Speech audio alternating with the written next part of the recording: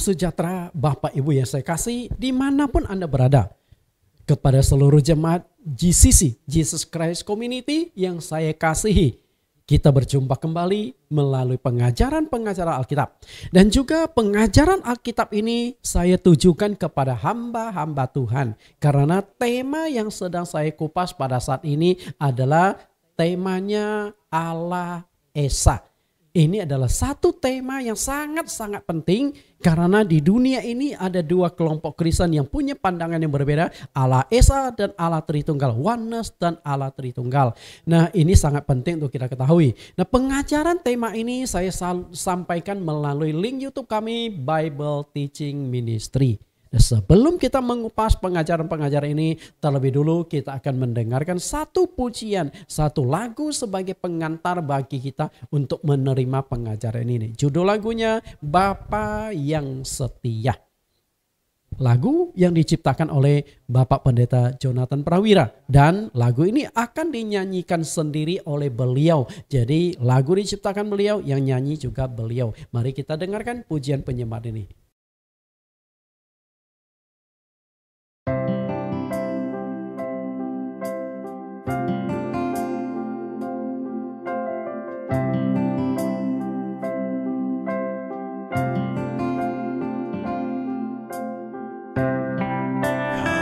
Selalu mengasihiku dengan kasih yang kekal. Pengorbananmu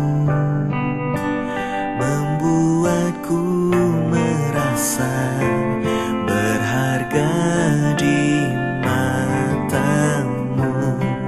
Kau yang selalu menyayangiku dengan kasih yang sungguh.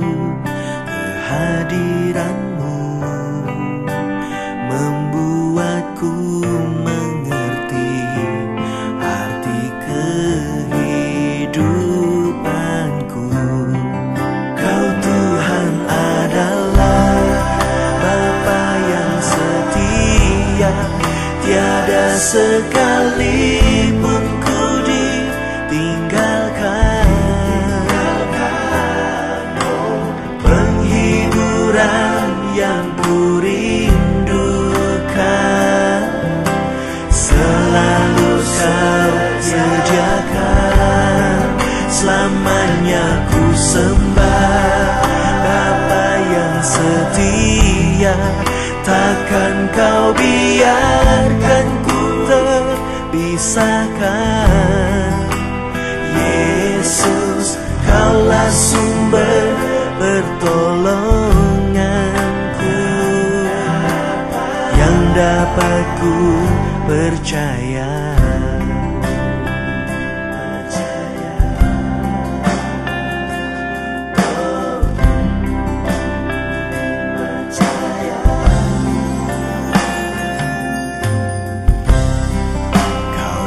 Selalu menyayangiku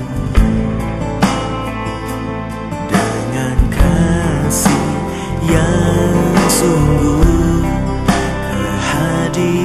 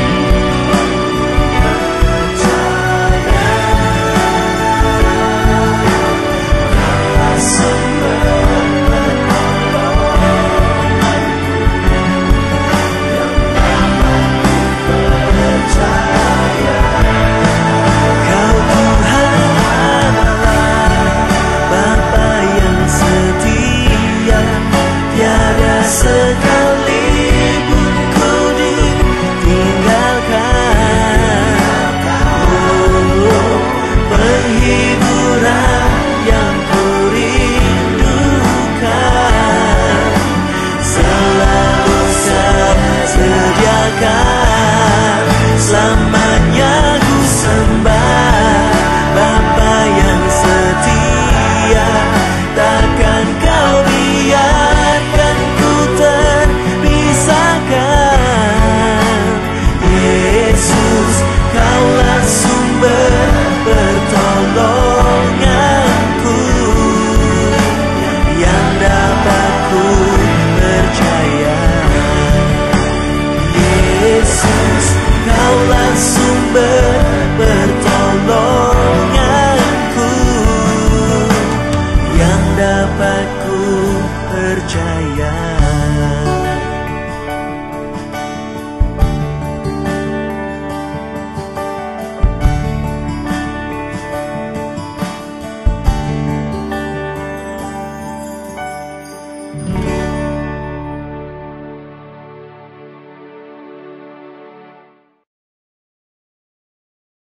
Bapak Ibu, kita sudah mendengarkan pujian penyembahan Bapa yang setia. Karena tema yang akan kita kupas pada hari ini berkaitan dengan Allah Bapa.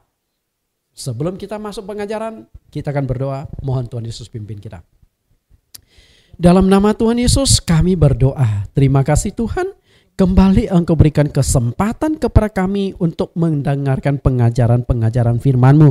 Di sini melalui link YouTube kami, Bible Teaching Ministry, adalah satu link YouTube yang khusus memberikan pengajaran-pengajaran Alkitab. Semoga kehadiran link YouTube di tengah-tengah maraknya media sosial akan menjadi satu alat, satu wadah di mana umat Kristen bisa mendapatkan pengajaran-pengajaran yang Alkitabiah. Mereka bisa mendapatkan penjelasan-penjelasan secara rinci tentang kebenaran-kebenaran firman-Mu. Terima kasih Tuhan, Engkau pakai hamba-Mu untuk memberikan pengajaran-pengajaran pada saat ini. Khususnya tema yang sedang kami kupas pada saat ini, yaitu Allah yang Maha Esa. Kami siap mendengarkan pengajaran ini di dalam nama Tuhan Yesus Kristus. Amin. Bapak Ibu, seperti yang saya sudah katakan tadi, tema pengajaran kita, tema besarnya adalah mengenal pribadi Allah yang Maha Esa. Perhatikan kata mengenal Allah. Mengenal Allah itu tidak semudah yang Bapak Ibu bayangkan. Karena itulah banyak sekali orang yang salah mengenal Allah. Tuhan Yesus katakan di Yohanes 4 ayat yang ke-22, kamu menyembah apa yang tidak kamu kenal. Kami menyembah apa yang kami kenal sebab keselamatan datang dari bangsa Yahudi. Kamu menyembah apa yang tidak kamu kenal. Artinya banyak sekali orang di muka bumi menyembah Allah, tapi mereka tidak mengenal Allah, bahkan salah menyembah. Nah, semoga itu tidak terjadi di kalangan internal Kristen. Karena di dalam kekristenan pun bisa saja terjadi kesalahan dalam mengenal, kesalahan dalam penyembahan. Misalnya sebenarnya Allah itu Esa, Allah itu satu atau Allah itu tiga. Sehingga kedua konsep ini berhadapan, Allah Esa atau oneness berhadapan dengan Allah Tritunggal. Mana yang benar? Gak mungkin oneness benar, Tritunggal juga benar. Allah Esa benar, Tritunggal juga benar. Nah, saya penganut Allah Esa, bukan Allah Tritunggal. Karena itulah seluruh pelajaran yang saya sampaikan melalui tema mengenal Allah yang terdiri dari 20-an sesi, semuanya mengupas tentang Allah itu Esa. Kita lihat judul-judul yang kita kupas. Hari ini yang akan kita kupas adalah judul yang ke-8. Bapa, Anak, dan Roh Kudus. Yang dicatatkan di Matius 28 ayat 19. Apakah itu tiga pribadi Allah? Karena selama ini ayat inilah yang menjadi permasalahan, seakan-akan bahwa Allah itu ada tiga pribadi. Ada Bapa, Anak, dan Roh Kudus. Nah, setelah itu kita juga akan kupas di judul yang ke-9, kata kita dalam Kejadian 1:26. Allah ini sedang berbicara dengan siapa? Ini juga sangat menarik. Karena waktu penciptaan Allah berkata, marilah kita menciptakan manusia menurut rupa dan gambar kita. Kata kita ini siapa? Ya, Allah sedang berbicara dengan siapa? Nah, penganut Allah Tritunggal pasti gampang. Oh, Allah sedang berbicara dengan tiga pribadinya. Bapa, Anak, Roh Kudus. Apakah betul? Lalu judul 10, Bapa dan Bapa adalah kiasan dari Yesus Kristus. Kemudian judul yang ke-11 dan seterusnya. Nah, inilah yang akan kita kupas sampai 20 sesi. Dan tidak menutup kemungkinan sesi-sesi ini akan berkembang. Misalnya kelihatan ada yang saya satu kali sampaikan tidak akan bisa selesai. Terpaksa saya pecah lagi dijadikan 2 sesi. Dalam satu judul dia sama, hanya bagian 1, bagian 2. Karena kan gak semuanya bisa dikupaskan hanya 1 kali pertemuan setiap judulnya. Misalnya contoh di judul 14. Ini judul 14 saya lihat cukup panjang. Apakah 1 sesi itu bisa selesai? Belum tentu. Tapi intinya saya ingin coba memberikan satu pengajaran sudut pandang yang berbeda dengan selama ini yang Bapak Ibu fahami. Kita akan lihat di judul yang ke-8 pada hari ini, Bapa, Anak, dan Roh Kudus, apakah itu 3 pribadi? Supaya kita bisa memahaminya secara tuntas. Dasar ayat yang dipakai para penganut doktrin Tritunggal adalah Matius 28 ayat yang ke-19. Kita akan baca dulu ayat ini. Karena itu pergilah, jadikanlah semua bangsa muridku dan baptislah mereka dalam nama Bapa dan Anak dan Roh Kudus. Perhatikan Bapak Ibu yang saya buat kelap-kelip di kalimat bahwa Bapa dan Anak dan Roh Kudus. Oleh penganut Tritunggal mereka berkata itu 3 pribadi. Betulkah itu 3 pribadi? Nah, melalui pelajaran di sesi yang ke-8 inilah saya akan bongkar bahwa pemahaman itu belum tentu benar. Para penganut Tritunggal mengatakan bahwa itu adalah 3 pribadi Allah. 3 pribadi Allah. Permasalahan betulkah itu 3 pribadi Allah? Bila dicermati dengan seksama, ayat ini sama sekali tidak menyebut adanya 3 pribadi Allah. Perhatikan baik-baik. Bapa, Anak, Roh Kudus. Apakah itu menyebut 3 pribadi? Atau itu menyebut 3 fungsi? Atau itu menyebut 3 sebutan? Bapa itu sebutan, Anak itu sebutan, Roh Kudus itu sebutan, belum tentu sebutan itu pribadi. Misalnya saya, Nathan Jurnawan. Saya ada sebutan pendeta, itu sebutan saya, bapak itu sebutan saya, dosen itu sebutan saya, suami itu sebutan saya. Tergantung saya ada di posisi mana. Jadi belum tentu sebutan itu mengatakan ada 3 orang. 1 orang bisa 3 sebutan, lebih dari 3 sebutan. Karena itu harus dikaji ulang. Kalau Anda mengatakan Bapa, Anak, Roh Kudus itu adalah 3 pribadi. Kata Bapa, Anak, Roh Kudus dalam ayat ini mengacu pada nama baptisan yang mereka pakai adalah baptisan mereka dalam nama. Coba perhatikan deh baik-baik. Karena itu pergilah, jadikanlah sebuah bangsa muridku dan baptislah mereka dalam nama. Jadi titik berat kalimat ini atau kata ini adalah nama. Bapak punya nama, Anak punya nama, Roh Kudus punya nama. Itu yang harus kita cari. Lalu namanya siapa? Apakah mengacu 3 pribadi? Kalau 3 pribadi berarti Anda harus temukan nama Bapak siapa, nama Roh Kudus siapa, nama Anak itu siapa. Jika itu 3 pribadi seharusnya ada 3 nama. Kalau nama Anak kan kita sudah tahu, Yesus. Siapa nama Bapak, siapa nama Roh Kudus. Itu yang harus kita gali. Bapak Ibu. Nah, kalau nama Bapak itu Yesus, nama Anak Yesus, nama Roh Kudus adalah Yesus. Berarti 1 pribadi, bukan 3 pribadi di sini loh. Hati-hati. Kecuali Bapak punya nama beda sendiri, Anak punya beda nama sendiri, Roh Kudus punya nama sendiri. Nah, itu mungkin 3 pribadi. Tapi ayat ini tidak menjelaskan tentang 3 pribadi. Saya akan buktikan bahwa ayat ini tidak membahas tentang 3 pribadi. Maksud dalam melakukan baptisan air, kita harus melakukan atau menyebut nama Bapa, nama Anak, nama Roh Kudus. Lalu siapakah nama Bapa, nama Anak, dan nama Roh Kudus itu? Itu yang dimaksudkan di Matius 28 ayat 19. Jadi jangan salah menangkap. Coba lihat kembali.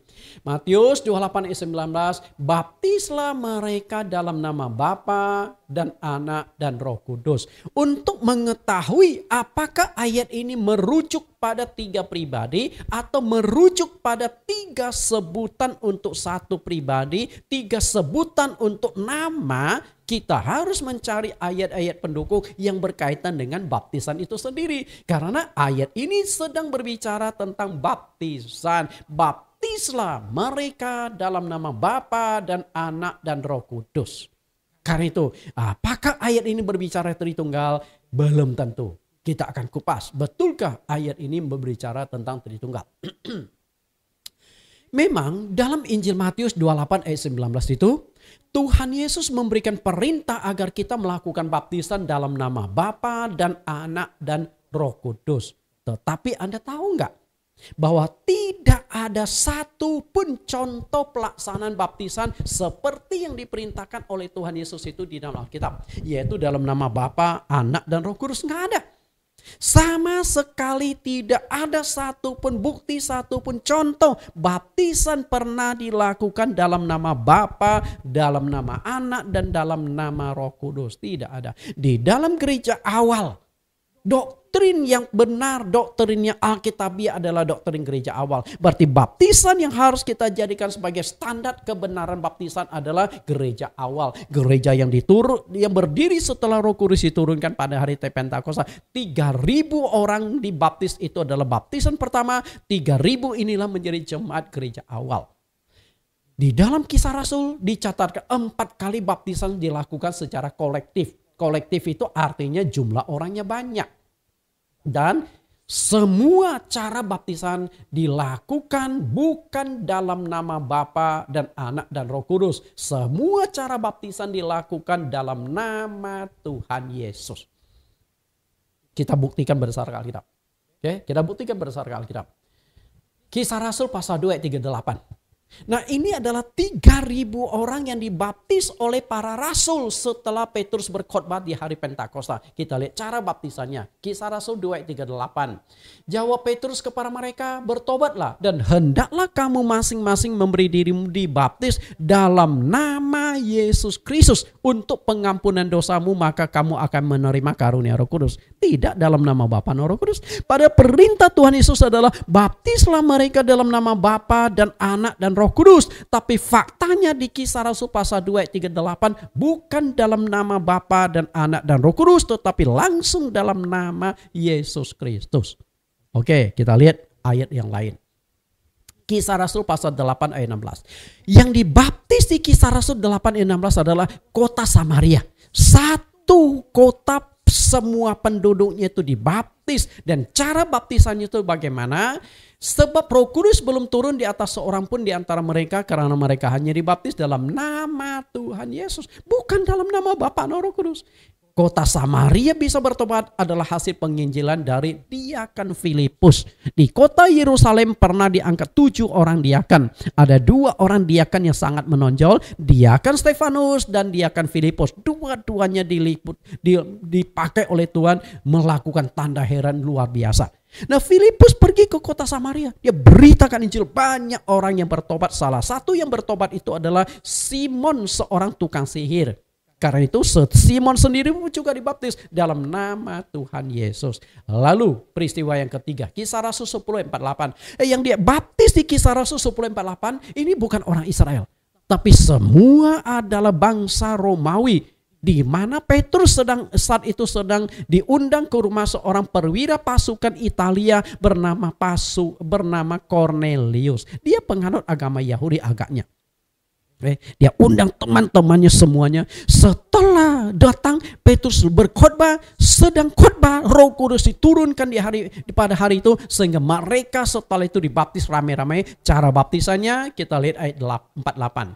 Lalu ia menyuruh mereka dibaptis dalam nama Yesus Kristus. Kemudian mereka meminta Petrus supaya ia tinggal beberapa hari lagi bersama-sama dengan mereka dalam nama Yesus juga, bukan dalam nama Bapa dan Roh Kudus. Lalu Kisah Rasul 19 ayat 5. Ketika mereka mendengar hal itu, mereka memberi diri dibaptis dalam nama Tuhan Yesus.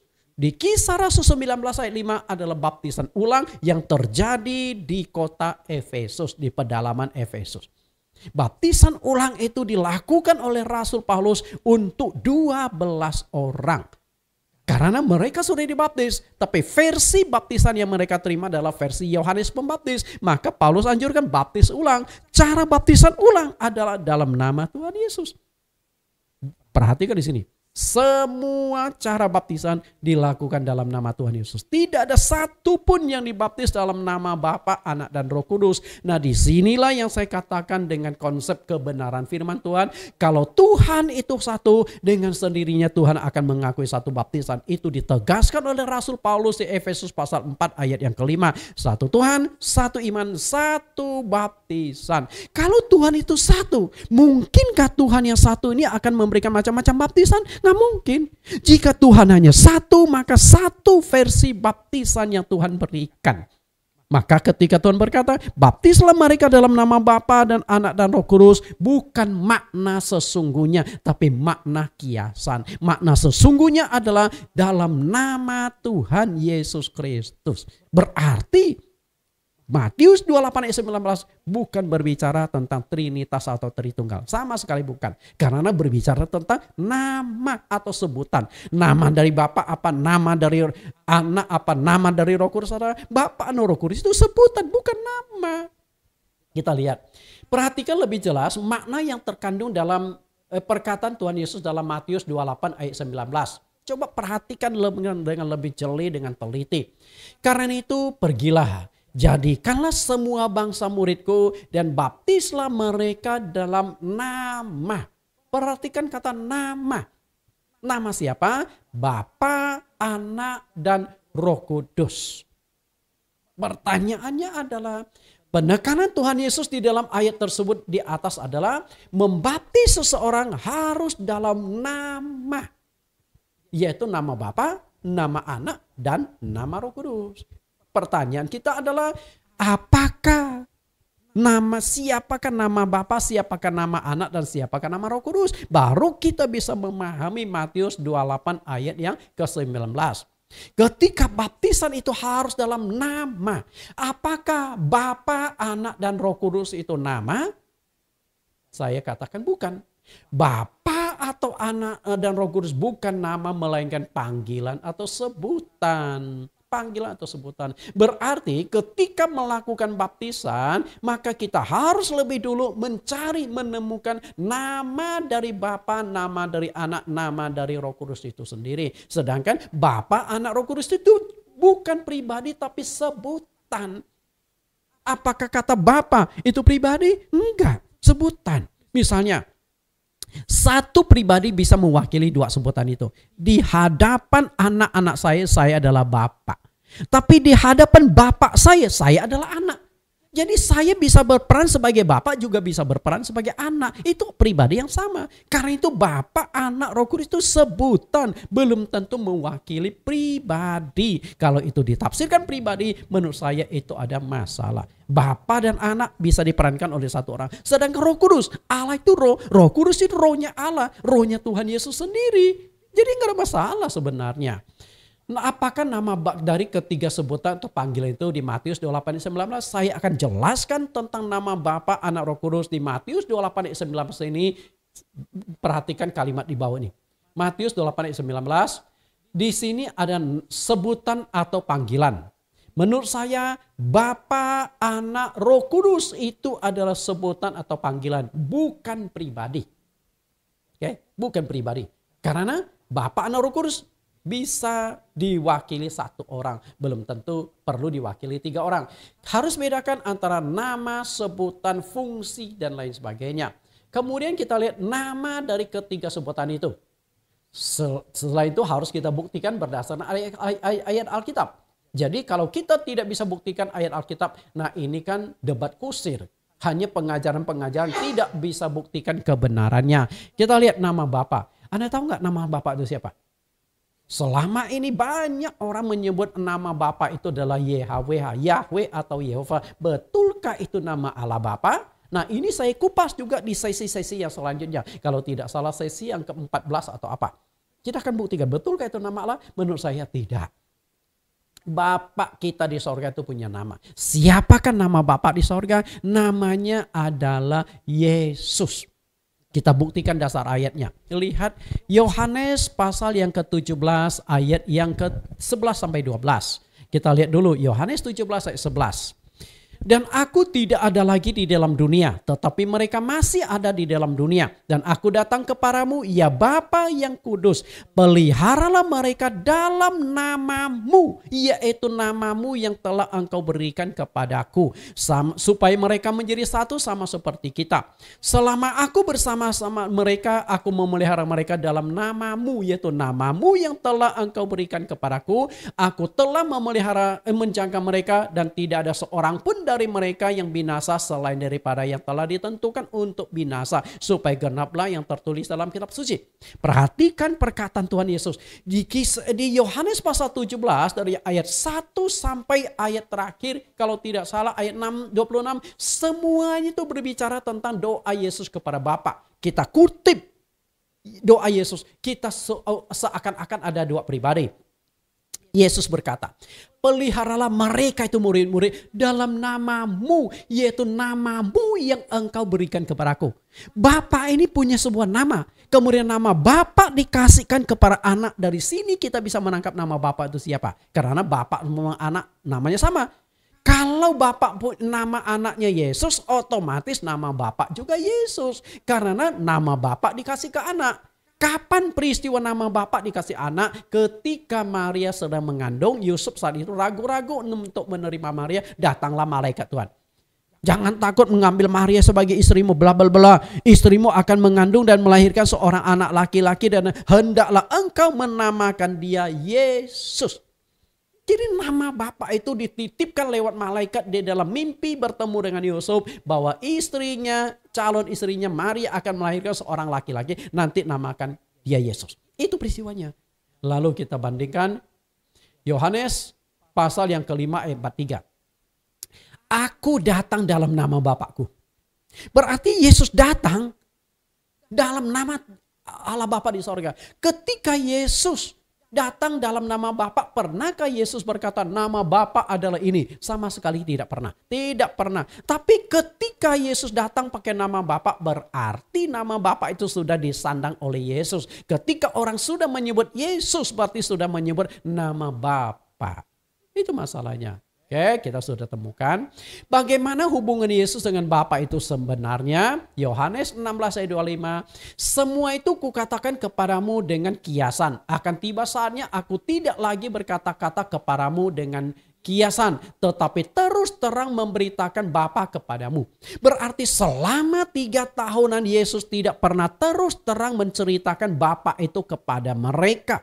Yesus menggunakan arti kiasan memperkenalkan Bapa itu. Bagaimana makna kiasan? Kiasan berarti bukan makna sesungguhnya. Makna simbolis, bahasa simbolis. Karena itulah ketika Yesus berbicara dengan bahasa simbolis, berarti banyak. Misalnya bahasa simbolis, aku melakukan kehendak Bapa. Itu kan simbolis. Kemudian aku diutus oleh Bapa. Betulkah Yesus diutus oleh Bapa? Kalau Yesus itu Bapa sendiri, bagaimana diutus Bapa? Berarti utus dirinya sendiri dong. Karena Yesus adalah Allah yang menjadi manusia, Allah yang inkarnasi menjadi manusia. Itu bahasa simbolis. Kemudian Bapa lebih besar dari aku. Kemudian aku datang dari Bapa, aku melakukan pekerjaan Bapa, Bapa mengasihi aku, Bapa yang bersaksi tentang aku, dan bahasa-bahasa kiasan lainnya. Dengan kata lain, mengapa perlu ada bahasa kiasan? Karena Yesus berhadapan dengan satu kelompok bangsa yang tegar tengkuk dan fanatik buta. Coba kita lihat satu ayat ini.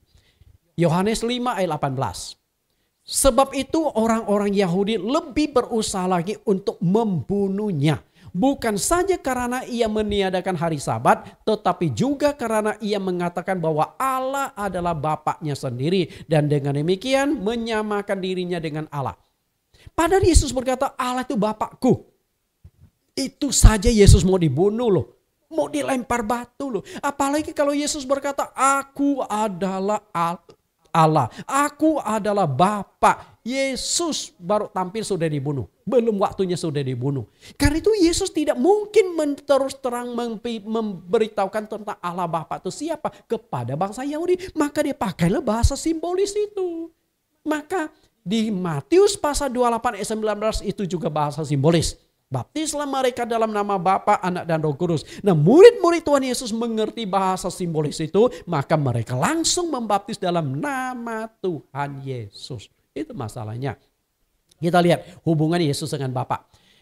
Yohanes 14 ayat 7, sekiranya kamu mengenal aku, pasti kamu juga mengenal Bapakku. Sekarang ini kamu telah mengenal dia dan kamu telah melihat dia. Apakah murid-murid Tuhan Yesus pernah melihat Bapa? Belum. Tapi Yesus berkata sekarang ini kamu telah mengenal dan kamu telah melihat dia. Artinya Yesus dengan Bapa itu orangnya sama. Tapi apakah murid-murid mengerti? Tidak. Mereka punya konsep ada dua pribadi. Allah Bapa di sorga, Yesus di bumi. Tapi mereka tidak tangkap ayat yang ketujuh ini. Sekarang ini, saat ini, kalian sudah mengenal Bapa di sorga dan kalian sudah melihat Bapa di sorga. Karena yang mereka lihat itu Yesus. Tapi mereka tidak melihat Bapa di sorga. Jadi konsep murid-murid itu adalah dui tunggal. Bukan tritunggal, dui tunggal. Bapa di sorga, Yesus di bawah. Tapi nggak mau bertanya takut. Maka diwakililah salah satu murid yang bernama Filipus. Dia bertanya, perhatikan kata kami. Artinya Filipus bertanya mewakili teman-teman lain. Tuhan, tunjukkanlah Bapa itu kepada kami. Itu sudah cukup bagi kami. Maksud Filipus adalah hadirkan Bapa di sorga di sampingnya. Supaya mereka bisa melihat. Oh, ini toh Bapa yang diceritakan oleh Yesus.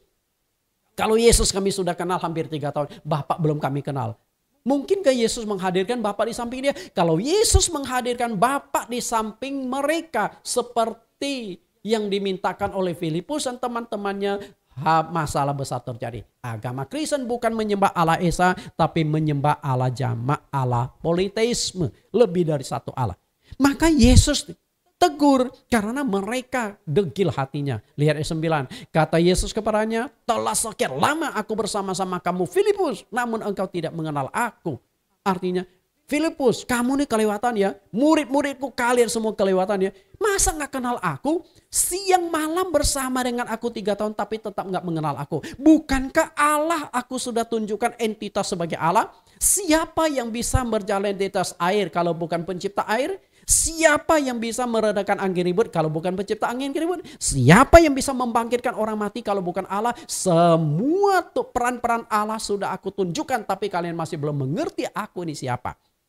Lalu ayat 10, tidak percayakah engkau bahwa aku di dalam Bapa dan Bapa di dalam aku? Apa yang aku katakan kepadamu tidak aku katakan dari diriku sendiri, tetapi Bapa yang diam di dalam aku, dialah yang melakukan pekerjaannya. Bapa diam di dalam aku. Artinya Bapa dengan Yesus itu orangnya sama. Nah, kalau orangnya sama, otomatis nama Bapa dengan nama anak itu sama. Sehingga Yesus katakan, kudus, peliharalah mereka dalam namamu, yaitu namamu yang engkau berikan kepada aku. Karena itulah Yesus dengan Bapa itu pribadi yang sama. Maka di Yohanes 10:30 Yesus ketegaskan, aku dan Bapa adalah satu. Nah, kalau Yesus dan Bapa itu satu, otomatis namanya itu sama. Berarti nama Bapa adalah Yesus, nama anak adalah Yesus. Oke, kita langkah yang kedua, anak. Anak juga bukan nama, melainkan panggilan atau sebutan. Nama anak itu siapa? Yesus. Nah, ini sudah gampang Bapak Ibu. Lihat Matius pasal 1, 20-21. Inilah yang Yesus ungkapkan di Yohanes 17 ayat 11-12. Peliharalah mereka dalam namamu, yaitu namamu yang engkau berikan kepada aku. Peristiwanya adalah di Matius 1 ayat 20-21. Tetapi ketika ia mempertimbangkan maksud itu, malaikat Tuhan nampak kepadanya dalam mimpi dan berkata, Yusuf anak Daud, janganlah engkau takut mengambil Maria sebagai istrimu. Sebab anak yang di dalam kandungannya adalah dari Roh Kudus. Ia akan melahirkan anak laki-laki dan engkau akan menamakan dia Yesus. Karena dialah yang akan menyelamatkan umatnya dari dosa mereka. Nama anak adalah Yesus. Kita tambahkan ayat lain 1 Yohanes 3:23. Dan inilah perintahnya itu supaya kita percaya akan nama Yesus Kristus anaknya. Jadi anak Allah namanya Yesus. Kemudian yang ketiga.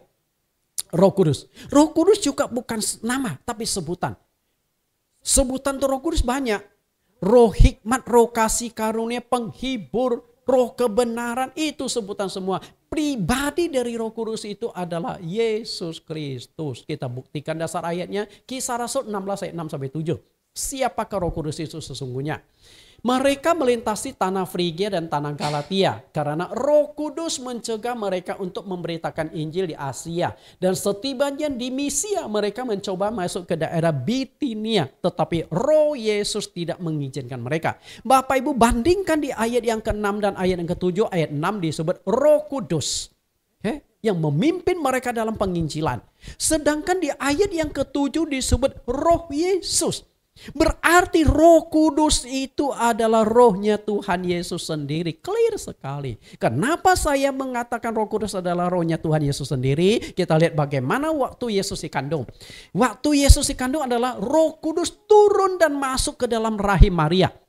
Berarti yang ada di dalam kandungan Maria itu apa? Roh Kudus. Karena yang masuk itu adalah Roh Kudus, otomatis yang ada di dalam kandungan Maria adalah Roh Kudus. Roh Kudus itu dikandung 9 bulan, kemudian Roh Kudus dilahirkan dalam bentuk daging yang disebut Yesus Kristus. Berarti Roh Kudus adalah rohnya Tuhan Yesus sendiri. Sangat jelas kan? Bapak Ibu ya saya kasih, dari sini kita lihat. Roh Kudus itu siapa? Filipi 1:19. Karena aku tahu bahwa kesudahan semuanya itu ialah keselamatanku oleh doamu dan pertolongan Roh Yesus Kristus. Roh Yesus Kristus itu adalah Roh Kudus itu sendiri. Lalu karena Yesus itu adalah Allah sendiri, Allah yang menjadi manusia, maka Roh Kudus juga disebut Roh Allah. Kita lihat Roma 8 ayat 9. Tetapi kamu tidak hidup dalam daging, melainkan dalam roh. Jika memang roh Allah diam di dalam kamu. Tetapi jika orang tidak memiliki roh Kristus, ia bukan milik Kristus. Di satu sisi disebut roh Allah, tapi di sisi lain disebut rohnya Kristus Yesus. Karena Roh Kudus itu adalah rohnya Yesus. Roh Yesus itu roh Allah sendiri, dengan sendirinya Yesus Roh Kudus dan Bapa adalah orang yang sama. Di sana kau sama itu. Allah, Roh Allah, kemudian Roh Kudus dan Yesus orangnya itu sama. Hanya sebutan yang berbeda-beda. Berarti di Matius 28 ayat 19 ini bukan berbicara 3 pribadi, tapi 3 sebutan. Sebutan Bapa, sebutan Anak, sebutan Roh Kudus. Kita tidak bisa berkata bahwa itu 3 pribadi. Karena sebutan bisa diperankan oleh satu orang yang sama. Kita lihat. Perintah Tuhan Yesus, baptislah mereka dalam nama Bapa, Anak dan Roh Kudus. Tapi semua cara baptisan dilakukan dalam nama Yesus Kristus. Karena itu di Matius 28 ayat 11 menitik beratkan tentang nama. Matius 28 ayat 19, baptislah mereka dalam nama Bapa dan Anak dan Roh Kudus. Jadi sudah jelas sekali bahwa Matius 28 ayat 19 harus dipahami dan dijelaskan dalam konteks nama. Bukan dalam konteks pribadi. Karena itu menurut saya jika penganut Tritunggal menggunakan Matius 28 ayat 19 untuk meletakkan dasar doktrin mereka Tritunggal, salah kaprah. Salah kaprah. Karena di ayat ini sama sekali tidak menyebut 3 pribadi atau Tritunggal. Di ayat ini menekankan tentang nama Bapa, Anak dan Roh Kudus. Dan kita sudah temukan nama Bapa Yesus, nama Anak Yesus, nama Roh Kudus itu Yesus, berarti tunggal. 1 orang tapi 3 nama. Sama juga. Dulu sekali. Saya punya nama Chinese adalah Bong Jisian. Itu nama Chinese saya. Nah setelah itu saya dibaptis di gereja Katolik. Oleh gereja Katolik saya diberikan nama baptis, namanya adalah Benedictus. Tapi setelah itu saya ganti nama Nathan Jurnawan. 1 orang, 3 nama, Bong Jisian, Benedictus, Nathan Jurnawan, tapi orangnya sama. Karena itu apakah 3 sebutan 3 nama itu tidak bisa diperankan oleh 1 orang? Bisa. Karena itu kembali lagi tunggal, bukan Tritunggal. Kalau Anda mau katakan Bapa, Anak, Roh Kudus adalah 3 pribadi, saya juga tidak setuju. Kenapa? Saya sudah katakan tadi, Bapa, Anak bisa diperankan 1 orang. Di hadapan anak-anak saya adalah Bapa. Kemudian di hadapan papa saya adalah anak. Jadi saya bisa jadi bapak juga bisa jadi anak, orangnya sama. Karena itulah kita harus pahami dengan jelas. Penganut Tritunggal telah salah dalam mengutip ayat Alkitab untuk membuktikan doktrin Tritunggal yang mereka percayai. Karena di Matius 28 ayat 19 itu menitik beratkan tentang nama. Nama Bapa, nama Anak, nama Roh Kudus. Dan ketiga nama itu mengacu pada satu pribadi, Yesus Kristus. Karena itulah Yesus Kristus adalah Allah yang Esa. Kata Bapa, Anak, dan Roh Kudus itu bukan nama, melainkan panggilan atau sebutan. Sedangkan nama dari Bapa, Anak, dan Roh Kudus adalah Yesus Kristus. Lalu kita lihat perintah Tuhan Yesus di Matius 28 ayat 19. Karena itu pergilah, jadikanlah semua bangsa muridku dan baptislah mereka dalam nama Bapa dan Anak dan Roh Kudus. Bapak Ibu yang saya kasih, perintah ada. Perintah membaptis dalam nama Bapa, Anak, dan Roh Kudus ada. Tetapi tidak ada satupun ayat baptisan yang dilakukan dalam nama Bapa, Anak, Roh Kudus. Semua baptisan dilakukan dalam nama Tuhan Yesus. Kita lihat Kisah Rasul pasal 2 ayat 38 dibaptis dalam nama Yesus. Perhatikan saya tidak baca keseluruhan karena saya sudah baca ayat ini. Perhatikan saya cetak merah saja. Kisah Rasul 2 ayat 38 dibaptis dalam nama Yesus Kristus. Kemudian Kisah Rasul pasal 8 ayat 15 ayat 15-16 dibaptis dalam nama Tuhan Yesus. Kisah Rasul pasal 10 ayat 48 dibaptis dalam nama Yesus Kristus. Kisah Rasul 19 ayat yang kelima dibaptis dalam nama Tuhan Yesus. Semua baptisan itu mengacu pada satu pribadi, satu nama, yaitu Yesus Kristus. Berarti Matius 28 ayat 19 mestinya itu tunggal, bukan tritunggal. Karena nama Bapa Yesus, nama Anak Yesus, nama Roh Kudus juga Yesus. Bukan tiga pribadi, tapi tiga sebutan. Harus bedakan sebutan dengan pribadi. Pribadi belum tentu sebutan, sebutan belum tentu pribadi. Itu harus pisahkan, harus dijelaskan dengan berbeda. Matius 28 ayat 19 kita lihat kembali. Dalam nama Bapa dan Anak dan Roh Kudus. Karena itu adalah sebuah kesalahan yang sangat fatal bila penganut Tritunggal mengatakan bahwa Bapa, Anak, dan Roh Kudus dalam ayat Matius 28 ayat 19 mengacu pada tiga pribadi atau Tritunggal. Kesalahan menurut saya. Di mana letak kesalahannya? Karena ayat ini sama sekali tidak menyebut adanya tiga pribadi. Sama sekali tidak sebut tiga pribadi. Melainkan sebutan dari nama. Sebutan dari nama Bapa, nama Anak, dan nama Roh Kudus. Bukan berbicara tiga pribadi. Jadi kata Bapa, Anak, Roh Kudus kita tidak bisa tafsirkan, oh ada tiga pribadi. Nggak bisa begitu. Oke. Dan di atas telah saya jelaskan bahwa nama dari Bapa, Anak, dan Roh Kudus itu adalah Yesus Kristus. Jadi jelas sekali ayat ini mengacu pada satu pribadi. Mengacu pada Yesus Kristus. Dia adalah pribadi Allah yang Maha Esa. Jadi Yesus itu adalah Allah yang Maha Esa. Jadi itu pemahaman kita di sini harus sangat jelas.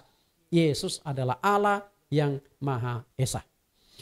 Kita lihat konsep doktrin. Doktrin Allah Tritunggal. Kita lihat ini orang si rambut merah dengan Alkitab merah lagi asik membaca ayat-ayat untuk membuktikan teori dia. Kemudian di sini pun sama. Satu orang pakai baju hitam sampai kepalanya pelontos juga lagi mencari ayat tapi dia kebingungan. Kok ini ayat berbeda-beda? Nah ini adalah doktrin Tritunggal. Bapak Ibu, mengapa doktrin Tritunggal, doktrin Allah Tunggal atau satu pribadi Allah Esa punya ayat-ayatnya yang membuktikan Allah itu Esa.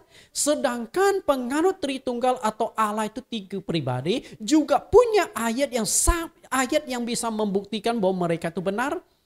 Oke. Tritunggal punya dasar ayatnya. Allah Tunggal atau Allah Esa juga punya dasar ayatnya. Jadi mana yang benar? Bapak Ibu, pemahaman awal akan sangat menentukan pembangunan sebuah doktrin. Pemahaman awal. Karena ketika dasarnya kita sudah salah tangkap, maka ke atasnya itu akan salah. Di mana permasalahannya? Jika dari awal Anda sudah memahami Matius 28 ayat 19 bahwa Allah itu hanya ada satu pribadi, maka Anda akan mencari ayat-ayat pendukung untuk membuktikan pemahaman Anda itu bahwa Allah itu memang satu pribadi. Sedangkan jika dari awal Anda sudah memahami bahwa Allah itu jamak, Allah itu ada 3 pribadi, maka Anda akan mencari ayat-ayat pendukung untuk membuktikan bahwa pemahaman Anda Allah Tritunggal itu benar. Berarti masalahnya itu di bagian awal pemahaman. Misalnya Matius 28 ayat 19. Penganut Allah Esa ketika membaca Matius 28 ayat 19 memahami bahwa ayat ini tidak menjelaskan adanya 3 pribadi, melainkan 3 sebutan untuk satu pribadi. Dan itu sudah saya jelaskan. Nama Bapa adalah Yesus, nama Anak Yesus, nama Roh Kudus adalah Yesus. 3 sebutan untuk satu pribadi. Sedangkan penganut Tritunggal ketika membaca Matius 28 ayat 19 memahami bahwa ayat ini menyebut adanya 3 pribadi, yaitu pribadi Bapa, pribadi Anak, dan pribadi Roh Kudus. Gimana nih? Siapa yang benar? Karena itu pemahaman konsep awal sangat menentukan. Dari sinilah akibat timbul terjadinya pertentangan antara kedua doktrin ini. Maka tidak heran dalam satu ayat yang sama bisa menimbulkan perpecahan, bisa menimbulkan konflik, bisa menimbulkan perselisihan yang tajam antara 2 kelompok. Antara penganut Allah Esa, Allah Tunggal, Oneness dengan kelompok Allah Tritunggal. Konflik yang tidak akan selesai.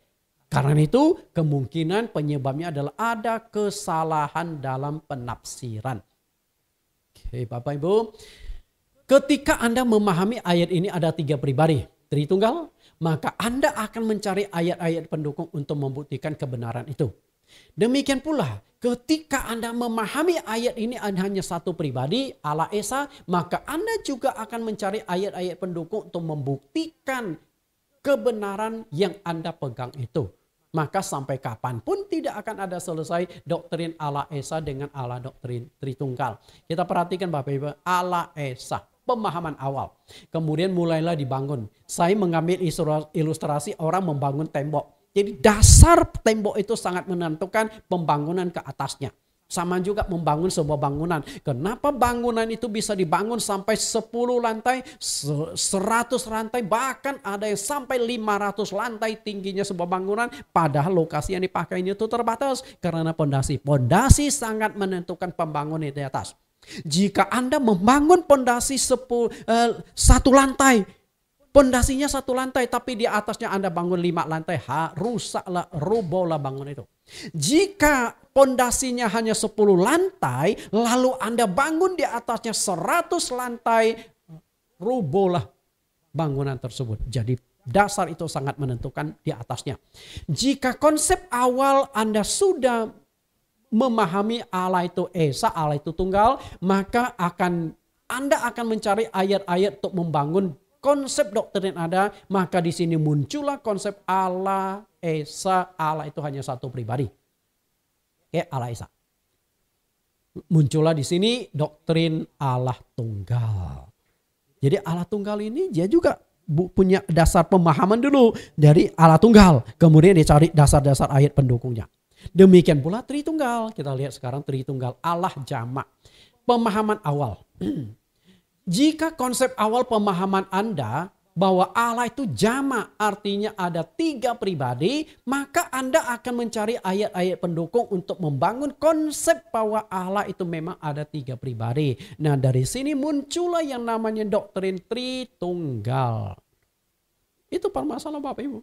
Karena itulah kalau ingin mengetahui mana yang benar, Allah Tritunggal yang benar ataukah Allah Tunggal yang benar, harus kembali ke dasar awalnya. Kembali lagi ke dasarnya, pemahaman dasar. Nah, pemahaman dasar yang pertama di dalam Alkitab tetap konsisten. Perjanjian Lama mengatakan Allah itu tunggal. Allah itu Esa. Saya percaya penganut Tritunggal pun setuju di dalam Perjanjian Lama menekankan Allah itu Esa. Nah, dari Allah Esa itulah baru kita harus bangun pondasi di atasnya. Maka akan muncul Allah itu Tunggal, Allah itu Esa. Tapi ketika Anda di perjanjian lama memahami Allah itu jamak, ya sudah. Sampai perjanjian baru Anda akan mencari ayat pendukungnya bahwa Allah itu jamak. Karena itu hati-hati ketika membangun sebuah konsep doktrin. Karena pemahaman awal itu sangat menentukan. Akibat pemahaman dan upaya mencari ayat-ayat pendukung inilah timbul kesan seakan-akan Alkitab mengandung multi kebenaran. Jika keduanya sama-sama benar, berarti Alkitab itu tidak konsisten. Di perjanjian lama menjelaskan Allah itu tunggal, di perjanjian baru mengalami pergeseran Allah itu jadi Tritunggal. Kan enggak? Kita lihat apakah perjanjian baru berubah menjadi Allah Tritunggal. Kita lihat konsepnya. Perjanjian lama. Ulangan 6 ayat 4. Dengarlah hai orang Israel, Tuhan itu Allah kita dan Tuhan itu Esa. Kemudian perjanjian baru apakah mengalami pergeseran Allah Esa menjadi Allah Tritunggal? Kita lihat perkataan Tuhan Yesus. Yang perlu kita pegang adalah perkataan Tuhan Yesus. Bukan para teolog, bukan Tertullianus lah dan sebagainya. Bukan itu. Kita akan lihat. Markus 12 ayat 29. Jawab Yesus. Hukum yang terutama ialah dengarlah hai orang Israel. Tuhan itu Allah kita, Tuhan itu Esa. Yesus Kristus yang dianggap bagian dari Trinitas, bagian dari Tunggal, Bapa, Anak, Roh Kudus.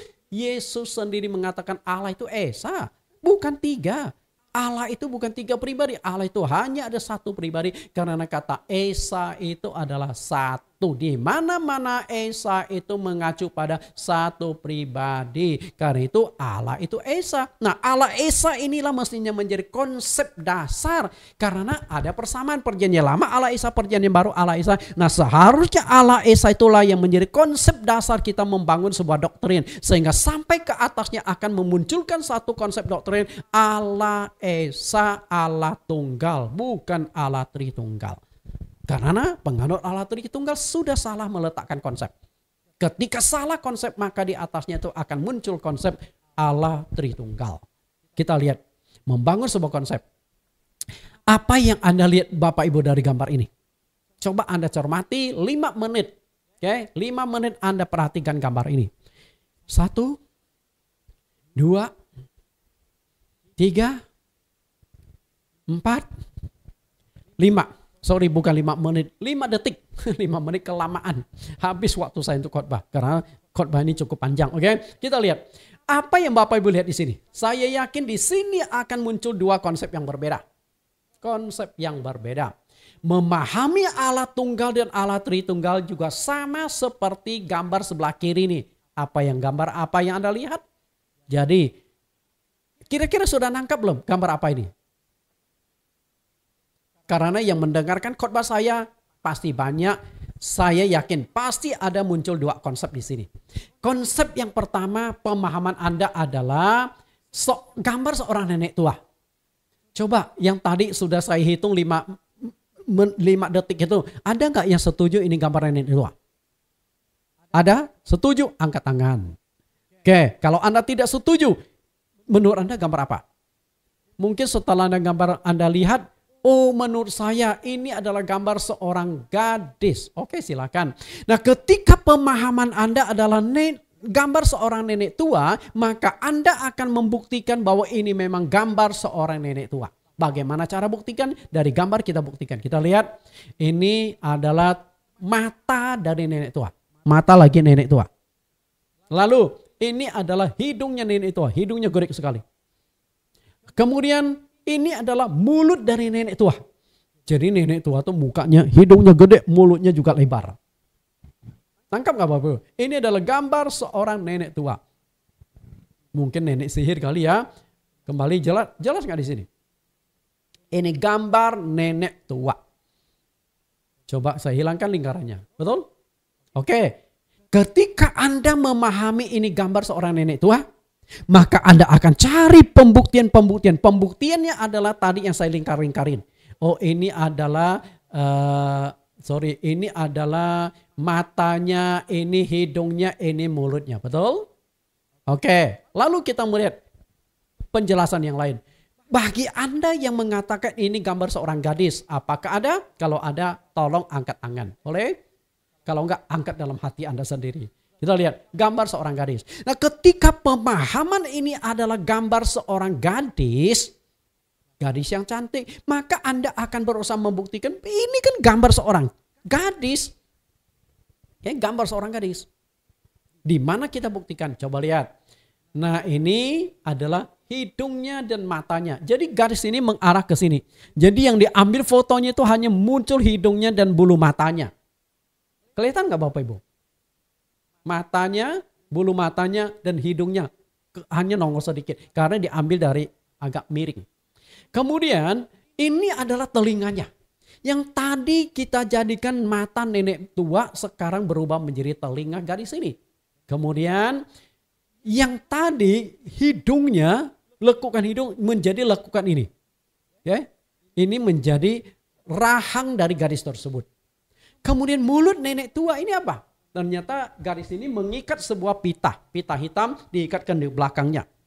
Jadi ini adalah gambar seorang gadis cantik. Coba perhatikan lebih jelas. Saya hilangkan kembali saya hilangkan kembali dia punya lingkaran. Betul nggak? Ini gadis, wajah seorang gadis. Kalau begitu, mana yang benar? Nenek tua yang benar atau seorang gadis yang benar? Kembali lagi kita akan tanya kepada pelukis gambar ini. Hanya ada 3 kemungkinan. Kemungkinan pertama yang dilukis adalah gadis. Kemungkinan yang kedua yang dilukis adalah nenek tua. Kemungkinan yang ketiga adalah pelukis sengaja melukis kelihatan nenek tua dan kelihatan seorang gadis supaya kita berantem. Hanya 3 kemungkinan itu. Karena itu untuk bisa mengetahui Anda harus tanya kepada pelukisnya. Sama juga ketika kita mau memahami Alkitab, kita harus tanya Roh Kudus. Karena sumber Alkitab itu adalah Roh Kudus. Pemahaman awal akan sangat menentukan seseorang membangun suatu doktrin dari pemahaman itu. Karena itu jika awalnya Anda memahami Allah itu adalah 3 pribadi Tritunggal, maka Anda akan berusaha mencari ayat-ayat pendukung demi membangun doktrin Tritunggal itu. Karena itu pemahaman awal itu sangat menentukan. Karena itu betapa bahayanya ketika seorang teolog memiliki pemahaman awal yang keliru tentang entitas Allah. Karena kekeliruan itu akan berdampak panjang. Karena setelah Anda memahami Allah itu Tritunggal, maka disinilah Anda akan membangun suatu konsep ajaran. Kemudian ajaran Anda mungkin waktu masih hidup atau Anda setelah meninggal akan dipegang, dipercaya, dipelajari. Akhirnya banyak orang akan ikut. Oh, ini Allah Tritunggal. Betapa bahayanya. Sama juga ketika saya memberikan pengajaran doktrin Allah Esa atau Allah itu tunggal. Waktu saya masih hidup saya ngajar, mungkin saya ada pengikutnya. Setelah saya mati, mungkin ada orang yang mempelajari dengan sungguh-sungguh 20 sesi lebih. Dan akhirnya dia temukan yang benar adalah Allah Esa. Lalu dia lanjutkan, banyak orang yang akan ikuti pengajaran seperti ini. Jadi resiko sekali. Kalau saya salah mengajar, resiko. Kalau ada yang salah mengajar doktrin Tritunggal, juga resiko. Bapak Ibu yang saya kasih, maka tepatlah yang dikatakan oleh Tuhan Yesus dalam ayat ini, Matius 15 ayat 14, biarkanlah mereka orang buta yang menuntun orang buta. Jika orang buta menuntun orang buta, pasti keduanya jatuh ke dalam lubang. Perhatikan kata ini. Orang buta tuntun orang buta. Orang buta pertama itu apa? Orang buta kedua itu apa? Yang pertama menuntun, yang kedua yang dituntun. Kalau kita mau cari dari awalnya, orang buta pertama itu adalah sekolah teologi. Orang buta kedua itu mahasiswa teologi. Karena itu ketika sekolah teologi salah mengajarkan konsep-konsep tentang Allah, maka mahasiswa akan salah. Contoh nih, masalah sekarang adalah sekolah teologi tergantung denominasi apa, sinode apa yang didirikan. Jika yang mendirikan sekolah teologi itu adalah sinode yang menganut baptisan percik, nggak mungkin di sekolah teologi akan mengajarkan baptisan selam. Otomatis seluruh mahasiswa setelah lulus akan mengajarkan baptisan percik. Bisa nangkap? Sama juga jika sekolah teologi yang menganut baptisan selam tidak akan mengajarkan baptisan percik. Sehingga setelah lulus semua mahasiswa akan mengajarkan baptisan selam karena di sekolah teologi. Sama juga Allah tunggal atau Tritunggal. Ketika di sekolah teologi mengajarkan bahwa Allah itu Tritunggal, maka setelah mahasiswanya lulus dia akan mengajarkan yang benar adalah Allah Tritunggal. Karena pengenalan awal di mana dia dapatkan. Tapi kalau itu salah, habislah. Lalu tahap kedua, orang buta tuntun orang buta adalah pendeta dengan jemaat. Ketika pendeta buta terhadap Alkitab, dia salah menuntun, jemaat juga akan salah dituntun. Yang paling berbahaya itu adalah, perhatikan di sini, dua-duanya masuk ke dalam lubang. Perhatikan di sini ada sebuah lubang. Orang buta pertama yang pakai tongkat itu hanya ada satu orang, yang lain nggak pakai tongkat, tapi penggantinya dia pegangan pundak. Kemudian semuanya tuh pakai kacamata hitam sebagai simbolis bahwa mereka tuh buta semua. Patokan yang kedua dan sampai ke ujung itu adalah yang pertama, yang janggut putih ini. Ketika yang janggut putih masuk ke dalam lubang, yang kedua dan seterusnya masuk ke lubang nggak? Masuk. Ketika pendeta salah mengajarkan, itu dampaknya itu berbahaya sekali. Kesalahan itu akan sampai berujung. Karena itulah saya coba menggali kembali tentang Allah Tritunggal atau Allah Tunggal, supaya Bapak Ibu punya gambaran berbeda. Mungkin selama ini kita hanya dapatkan makanan ataupun pemahaman bahwa Allah itu Tritunggal. Nah, hari ini 20 sesi lebih coba kita lihat dari sudut pandang berbeda bahwa Allah itu tunggal. Mana yang benar, keputusan ada di tangan Bapak Ibu.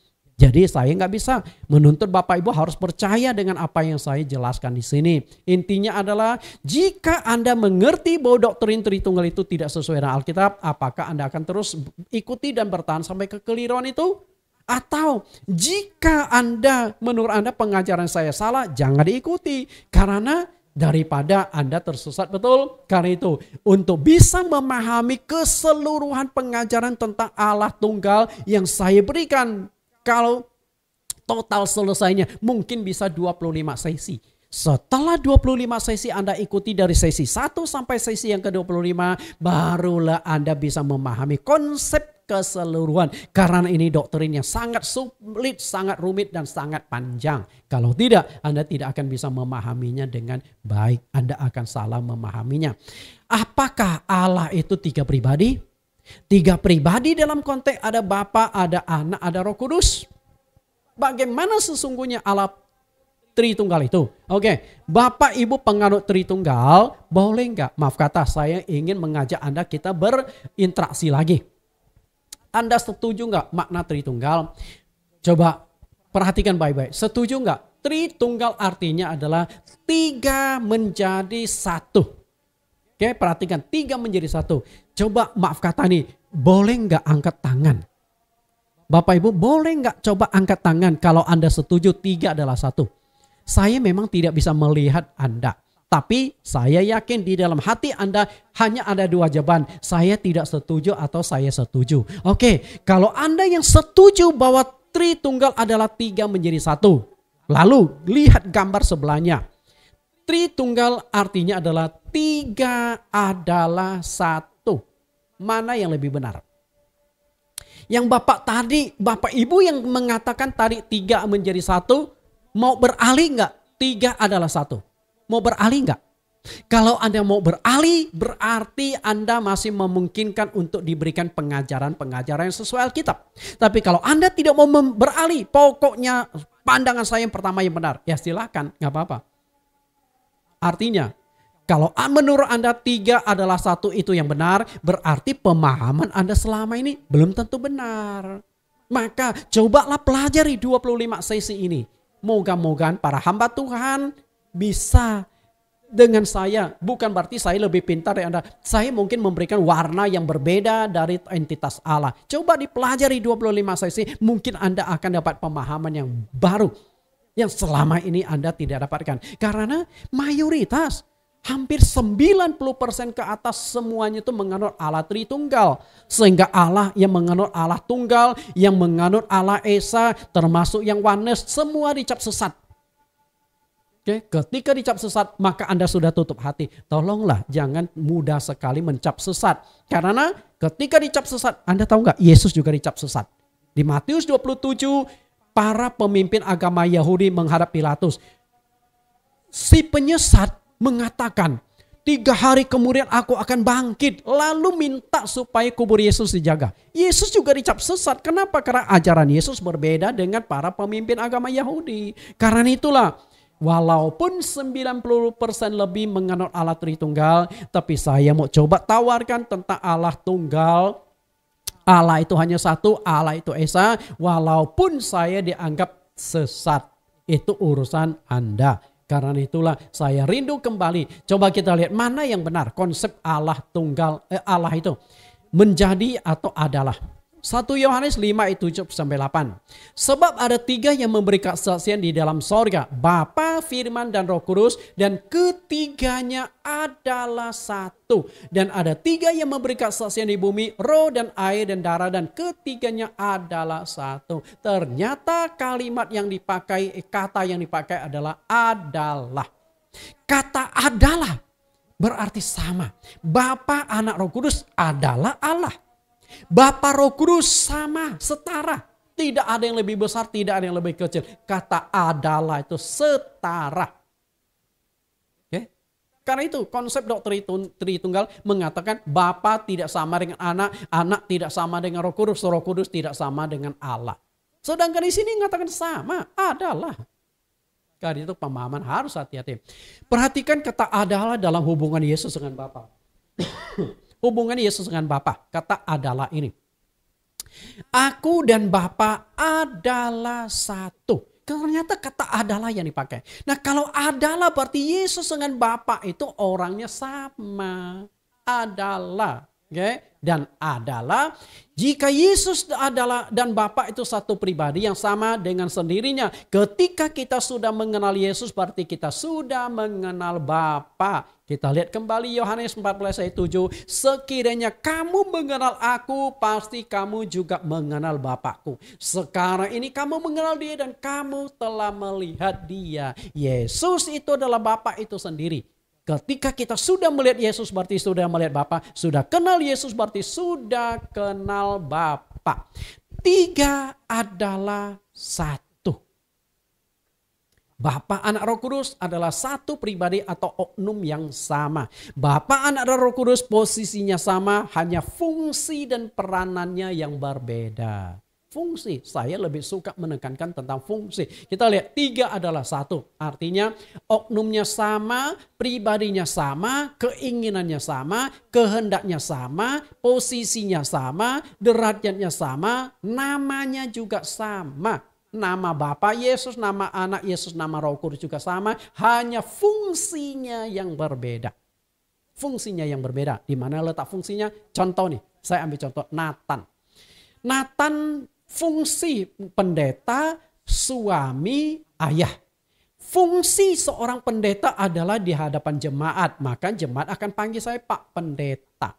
Enggak ada jemaat yang panggil saya suamiku Nathan. Satu-satunya yang boleh panggil saya suami adalah istri saya.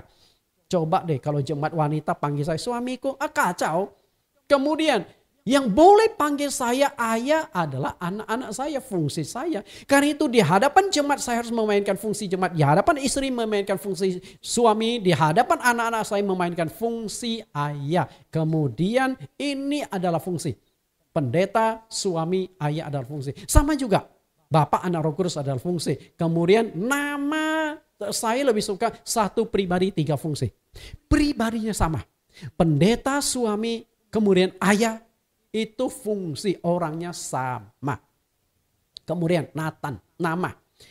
Pendeta, suami, ayah, nama dari fungsi itu adalah Nathan Jurnawan. Berarti pendeta, suami, ayah adalah sebutan. Orangnya sama, sebutannya beda. Dan dari sini kita coba terapkan kembali. Matius 28 ayat 19. Nama. Bapa, Anak, Roh Kudus. Kemudian nama Matius 28 ayat 19. Baptislah mereka dalam nama Bapa, Anak, dan Roh Kudus. Faktanya, baptisan dilakukan dalam nama Yesus Kristus di Kisah Rasul 19 ayat 5. Dari sini kita bisa menarik sebuah kesimpulan bahwa Bapa, Anak, Roh Kudus itu hanya sebutan. Oke? Bapa, Anak, Roh Kudus hanya sebutan. Nama dari Bapa, Anak, Roh Kudus itu adalah Yesus Kristus. Berarti Matius 28 ayat yang ke-19 bukan menjelaskan adanya 3 pribadi, tapi menjelaskan adanya 3 sebutan, menjelaskan tentang adanya 3 fungsi yang berbeda. Karena Allah itu roh, lalu ada Bapa, ada Anak, Roh Kudus, fungsinya yang berbeda. Karena itu saya lebih suka menyebutnya satu Allah 3 fungsi. Allahnya 1, fungsinya 3. Fungsinya apa saja? Kita lihat Allah, Bapa, Anak, Roh Kudus. Fungsi Bapa adalah pencipta, fungsi Anak adalah penyelamat. Karena yang bisa menyelamatkan itu adalah Anak. Bapa nggak bisa menyelamatkan. Harus lihat fungsi Anak. Kenapa demikian? Ibrani pasal yang ke-9 ayat yang ke-22. Segala sesuatu disucikan menurut hukum Taurat dengan darah. Dan tanpa penumpahan darah tidak ada pengampunan. Artinya dosa manusia itu hanya bisa dibebaskan, diselesaikan dengan darah. Lalu darah siapa yang harus dipakai? Kalau perjanjian lama darah yang dipakai adalah darah binatang, maka di perjanjian baru tidak bisa terus pakai binatang, harus ada darah pengganti. Tapi darah siapa? Semua nabi, rasul, tokoh agama, semuanya darahnya sudah tercemar oleh dosa turunan dan dosa pribadi. Maka tidak ada satu pun rasul nabi yang darahnya bisa dipakai. Walaupun mereka rela mengorbankan darahnya untuk menebus dosa orang, tapi nggak layak. Satu-satunya yang tidak punya noda dosa adalah Allah sendiri. Tapi persoalannya Allah itu roh. Nah, bagaimana supaya Allah punya darah? Maka Allah harus menjadi seorang manusia. Karena itu Yesus Kristus itu adalah Allah menjadi manusia. Maka ketika darah Yesus ditumpahkan, itu adalah darah Allah. Nah, fungsi penyelamat itu hanya bisa dijalankan oleh Anak. Karena hanya Anak yang punya darah. Nah, setelah tugas Anak selesai lalu naik ke sorga, lalu kita membutuhkan fungsi yang ketiga, fungsi Roh Kudus. Roh Kudus itu pendamping, mendampingi saya, mendampingi Anda, mendampingi gereja, melakukan berbagai macam fungsi. Fungsi Roh Kudus paling tidak itu ada 30 fungsi. Tugas Roh Kudus. Oke? Karena itu untuk belajar tentang Roh Kudus, silakan masuk ke link YouTube kami juga. Topiknya tentang Roh Kudus, ada 15 sesi topik tentang Roh Kudus. Supaya pemahaman Bapak Ibu secara kompleks, secara konkret, secara kompleks, tuntas dan juga clean and clear. Tuhan Yesus memberkati. Karena itu ketika berbicara fungsi, Tuhan Yesus berkati. Kita tundukkan kepala kita berdoa. Di dalam nama Tuhan Yesus kami berdoa. Terima kasih Tuhan Yesus, kami mengenal Engkau sebagai satu-satunya Allah, satu-satunya Juru Selamat. Dan hari ini secara tuntas kami belajar tentang Matius 28 ayat 19, yang pemahaman banyak orang sebagai konsep doktrin, konsep dasar ayat Alkitab berdirinya doktrin Tritunggal. Setelah kami pelajari pelajaran ini, semoga kami menangkap bahwa di Matius 28 ayat 19 engkau sama sekali tidak menyebut adanya 3 pribadi. Dan engkau tidak mungkin memperkenalkan bahwa Allah itu 3 pribadi. Karena engkau sendiri mengatakan di Markus pasal yang ke-12 Allah itu Esa. Esa artinya tunggal, artinya satu. Bahkan engkau berkata aku dan Bapa adalah satu. Dan engkau juga menegaskan jika kami sudah melihat engkau Yesus Kristus berarti sudah melihat Bapa, mengenal Yesus berarti sudah mengenal Bapa, karena Yesus di dalam Bapa, Bapa di dalam Yesus. Terima kasih pengertian-pengertian ini supaya kami lebih memahami lagi kebenaran firman-Mu. Teruslah memimpin kami, baik hamba-Mu sebagai pengajar maupun hamba-hamba Tuhan jemaat yang mendengarkan pengajaran ini, supaya mereka pun mendapatkan pemahaman yang baru, pemahaman yang alkitabiah. Terima kasih Tuhan, di dalam nama Yesus Kristus kami telah berdoa. Amin. Bapak Ibu, kita dengarkan satu lagu pujian bersama Roh Kudus.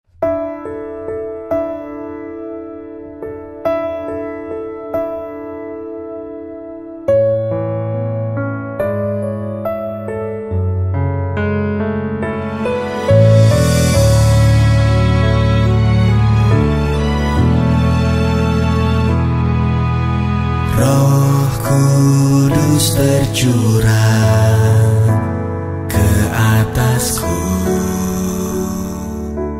lebih berkuasa dari semua perkara di depanku.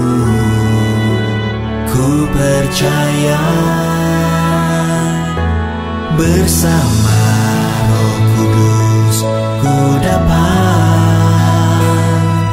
melakukan pekerjaan besar, bukan oleh gagah atau kekuatanku, namun pengurapan-Mu. Bersama Roh Kudus kulihat Kau membuat perkara yang dahsyat dengan mujizat-Mu dan dengan hikmat-Mu. Roh Kudus pimpinku selalu. Tuhan, kami percaya sejak Engkau mencurahkan Roh Kudus-Mu ke atas kami, itu bukan saja membuktikan bahwa Engkau tidak pernah meninggalkan kami sendiri, namun Roh-Mu selalu menuntun kami agar kami tahu jalan mana yang harus kami tempuh, dan kami mampu melakukan apa yang Kau perintahkan kepada kami. Sebab itu Roh Kudus, penuhilah kami. Roh Kudus tercurah ke atasku, lebih berkuasa dari semua perkara di depanku. Ku percaya bersama Roh Kudus ku dapat melakukan pekerjaan besar, bukan oleh gagah atau kekuatanku, namun pengurapan-Mu. Oh, bersama Roh Kudus kulihat Kau membuat perkara yang dahsyat dengan mujizat-Mu dan dengan hikmat-Mu. Roh Kudus pimpinku selalu dengan mujizat-Mu dengan hikmat-Mu. Roh Kudus pimpinku selalu. Roh Kudus pimpinku selalu.